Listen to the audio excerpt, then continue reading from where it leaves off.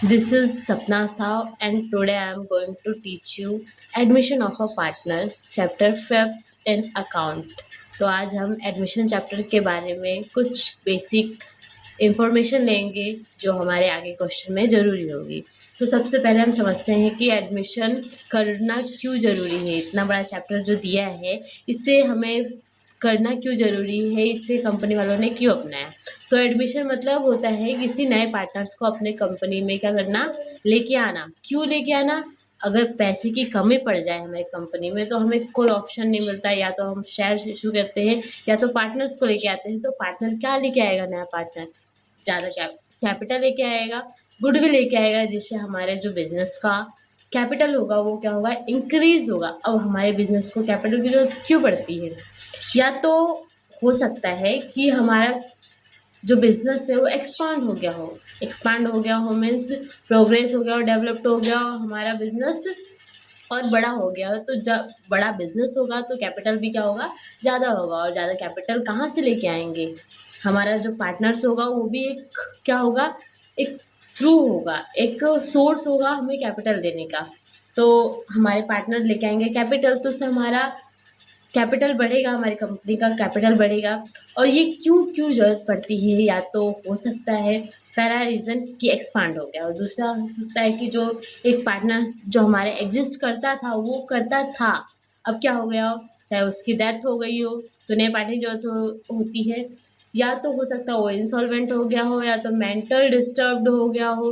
तो ये सब में क्या करनी पड़ती है, उन वो रिटायर्ड हो जाते हैं। रिटायर्ड हो गए तो नए पार्टनर की क्या होती है, ज़रूरत पड़ती है। नए पार्टनर की ज़रूरत पड़ती है तो उसमें हमें एडमिशन का ये काम करना पड़ता है।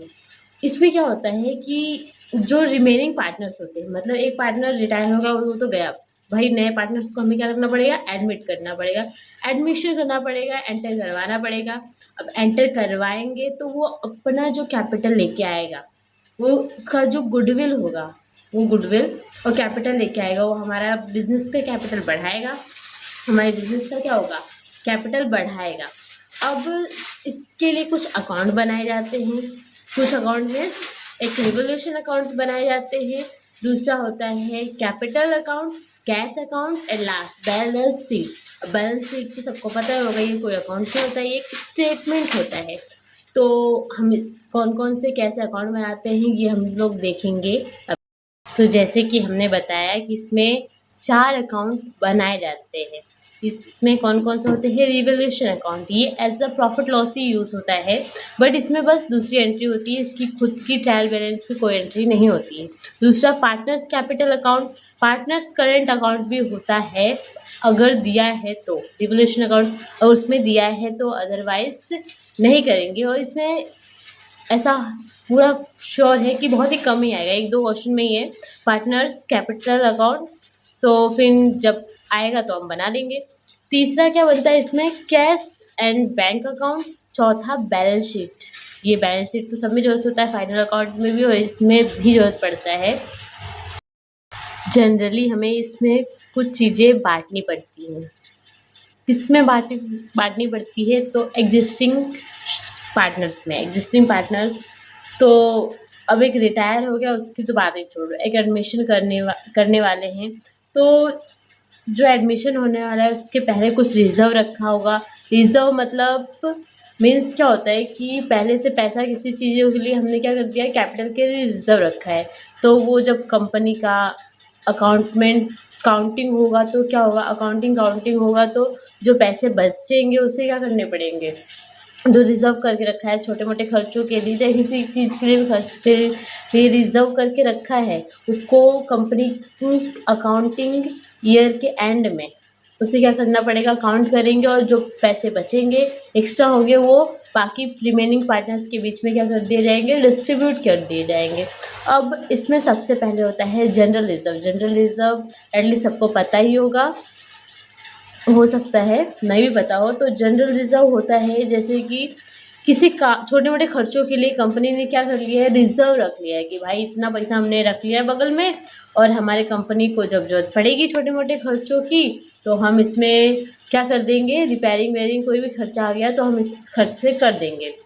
और वो खर्च नहीं हुआ हो, चाहे कम हुआ हो, पैसे बचे हो, तो वो पैसे क्या करेंगे, बाद में डिस्ट्रीब्यूट किए जाएंगे। किसके बीच में डिस्ट्रीब्यूट, न्यू एडमिशन पार्टनर्स के बीच में नहीं, जो एग्जिस्टिंग थे, जिसने पूरा साल साथ दिया कंपनी का पार्टनर का, और उनके बीच में क्या किया जाएगा, ऐसा डिस्ट्रीब्यूट किया जाएगा।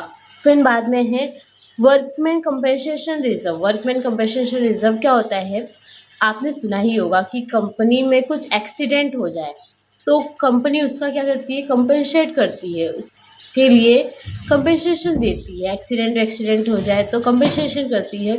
ये कंपनसेशन का पैसा आपको क्या लगता है कंपनी कहाँ से लेके आती होगी, उसने इसके लिए पहले से क्या करती है, पैसे रिजर्व रखा जाता है। जब प्रॉफिट ऑफिट ऐसा बना होगा, जब अकाउंट कैपिटल वैपिटल जमा किया गया होगा, तो इसके लिए अलग से रिजर्व पैसा रखा जाता है कि अगर बाई चांस हो सकता है कि वर्कर्स को कुछ हो गया तो उनको कंपनसेशन देने के लिए पैसे हो, हमें कहीं और से इंतजाम करने की ज़रूरत ना पड़े।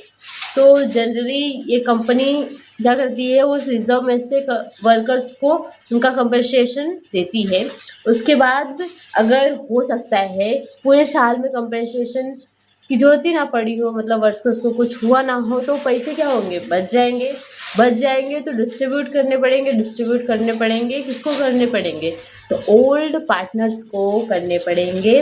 किसने, ओल्ड रेशियो में करने पड़ेंगे। जनरल रिजर्व भी ओल्ड रेशियो में करना पड़ता है। फिर इन्वेस्टमेंट करने के लिए पैसे बचाए गए हो। इन्वेस्टमेंट क्यों करते हैं कि हमारे बिजनेस में हम क्या करेंगे, इन्वेस्ट करेंगे, उसके बाद हमें इंटरेस्ट मिलेगा तो हमारे जो इन्वेस्टमेंट का पैसा है वो क्या हो जाएगा, बढ़ जाएगा। जैसे हमने 10,000 का इन्वेस्ट, कंपनी इतना कम इन्वेस्ट नहीं करती, फिर भी एग्जाम्पल के तौर पे कि हमने 10,000 इन्वेस्ट किए हैं, उस पर भाई 6% हमें इंटरेस्ट मिल रहा है, तो इंटरेस्ट मिल रहा है और बाकी के जो पैसे वो सेव है, इंटरेस्ट भी मिल रहा है, तो हमारा पैसा क्या हो गया, ज़्यादा हो गया। तो इसके लिए रिजर्व रखना पड़ता है, रखते हैं कंपनी लोग। और बाई चांस ऐसा हुआ कि कुछ पैसे हमने इन्वेस्ट नहीं किए हैं कहीं पे, तो वो पैसे रखे हैं। अब कंपनी जब लास्ट ईयर होगा, जब सबकी काउंटिंग होगी, तो वो पार्टनर्स के बीच में बांटना पड़ेगा। और कैसे बांटना पड़ेगा, ओल्ड रेशियो में बांटना पड़ेगा। क्रेडिटर्स का सेम होता है, क्रेडिटर्स की एंट्री, तो क्रेडिटर्स में ही बिल्स पेबल कुछ नहीं। गुडविल भी तो है हमारी कंपनी में ये किस साइड है, क्रेडिट साइड है। गुडविल भी लास्ट में क्या करना पड़ता है, डिस्ट्रीब्यूट करना पड़ता है। उसके बाद एडवर्टीजमेंट कंपेरिजन एक्सपेंडिचर, एडवर्टीजमेंट में कोई कंपेरिजन लगा हो उसके लिए कुछ एक्सपेंडिचर होता है। गुडविल भी क्या करना पड़ता है, डिस्ट्रीब्यूट करना पड़ता है। बट गुडविल के लिए पार्टनर्स को पैसे देंगे नहीं, वो हमें पैसे मतलब कंपनी को पैसे देंगे, उनके लिए एक्सपेंस होता है। फिर एडवर्टीजमेंट कंपेरिजन एक्सपेंडिचर, अब एडवर्टीजमेंट किया है तो उसके लिए भी एक्सपेंस लगता है, तो एक्सपेंस बस कंपनी नहीं उठाएगी, पार्टनर्स भी उठाएंगे। तो जो पार्टनर्स होंगे वो पार्टनर्स क्या करेंगे, उसके लिए एक्सपेंस देंगे, तो उन्हें पैसे कंपनी को देने पड़ेंगे। तो ये एक्सपेंस डिस्ट्रीब्यूट किया जाता है, गुडविल डिस्ट्रीब्यूट किया जाता है। और लैंड वेल्डिंग तो उसका अलग एडजस्टमेंट होता है। तो आई होप आपको ये वीडियो अच्छी लगी हो। So make sure to like and subscribe. Thank you.